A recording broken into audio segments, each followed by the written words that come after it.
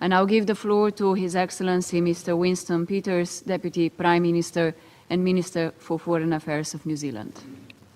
Our thanks to Slovenia for its leadership in organising today's debate and to the distinguished briefers. Armed conflict is on the rise across the globe. Geostrategic competition and deep distrust are hindering our collective ability to solve a myriad of crises.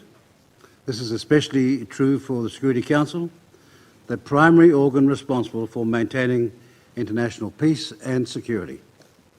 New Zealand last sat at this chamber as a Council member almost 10 years ago.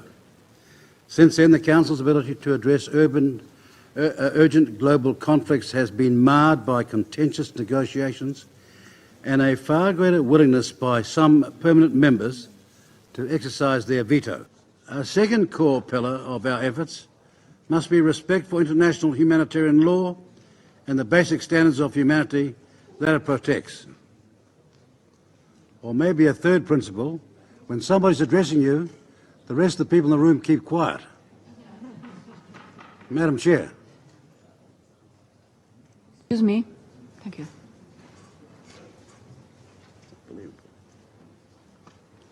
Thank you. As I said, a second core pillar of our efforts must be respect for international humanitarian law and the basic standards of humanity that it protects. We must be steadfast in bringing into account those who refuse to comply with these most fundamental limits on how war is waged. Third, leading for peace requires investment in not only humanitarian action, but also peace building and sustainable development. The UN and its agencies play critical roles in conflict prevention, mediation, peacekeeping and humanitarian support. But the UN system cannot succeed without the committed backing of Member States in leading for peace.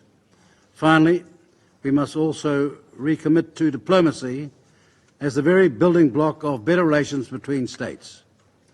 We must engage in good faith to find solutions to seemingly intractable problems.